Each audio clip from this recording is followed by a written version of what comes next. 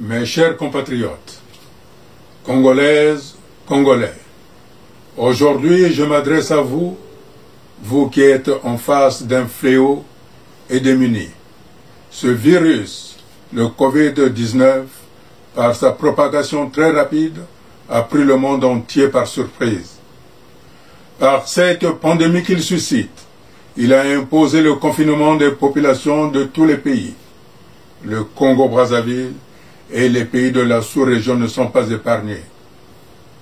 Toute politique de santé publique s'appuie sur des structures et du personnel qualifié pour atteindre cet objectif.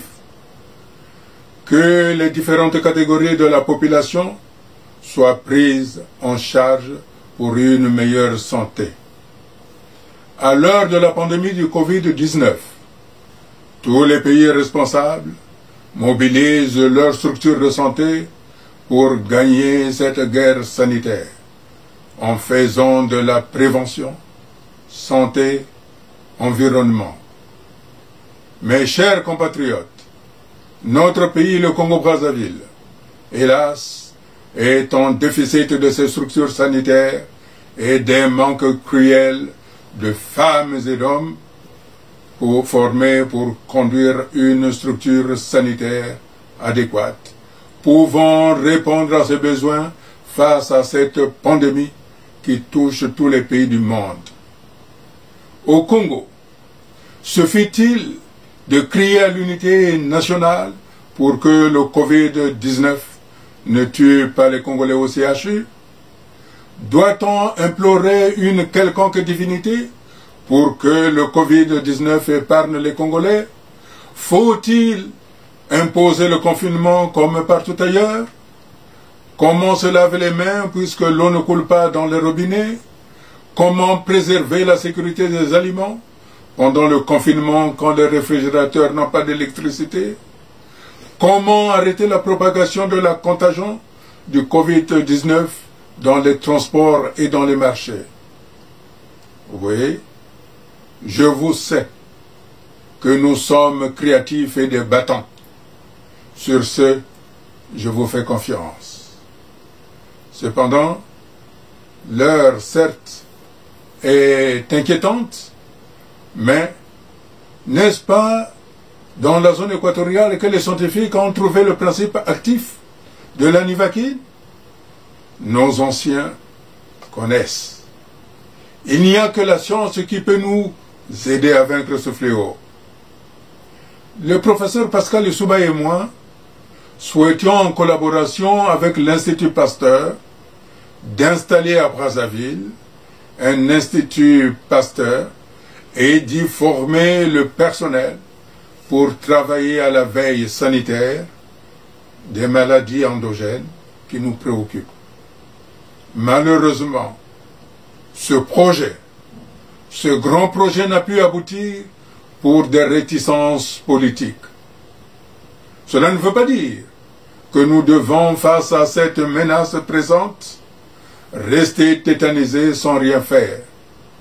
L'urgence nous commande d'être inventifs et d'agir au plus vite. Nous avons pu voir des vidéos postées que les locaux et les surfaces de la présidence de la République ont été désinfectés par des produits pulvérisés. Cela veut dire qu'il y a la possibilité d'agir de même pour les lieux à forte concentration humaine que sont tous nos marchés à ciel ouvert et tous les bâtiments publics.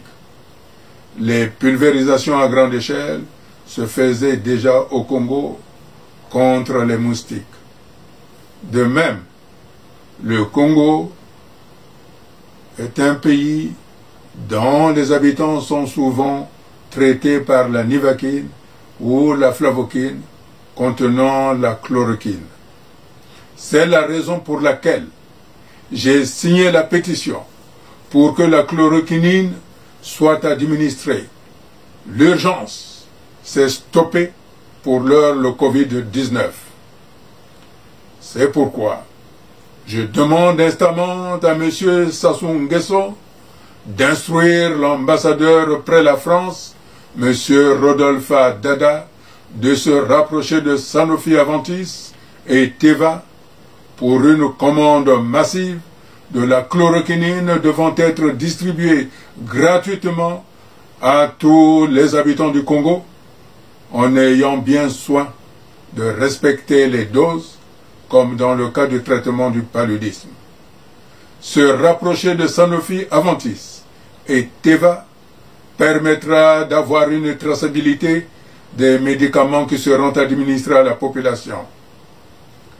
Mes chers compatriotes, à l'issue de cette guerre contre le Covid-19, guerre qui ne se fait ni avec des poings, ni avec des couteaux, et encore moins avec des fusils, mais avec des décisions politiques avisées, nous aurons à trouver une solution pour conduire notre pays vers la voie de l'union nationale, à l'instar de nos pères fondateurs. Peuple congolais, je sais que vous êtes un peuple fort et capable de supporter tout. L'heure est venue de nous dépasser, de nous unir, de taire nos différences, afin de nous atteler tous ensemble à combattre l'ennemi commun du moment, le coronavirus. J'adresse tout mon soutien aux médecins, aux infirmiers et à tout le personnel de santé qui sont déjà à pied d'œuvre malgré l'inexistence de structures sanitaires adéquates. Et je souhaite beaucoup de courage à nos parents et à ceux qui sont dans la détresse.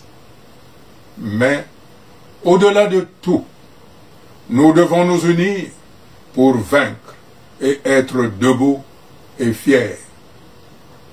Vive le Congo, vive la conférence internationale, je vous remercie.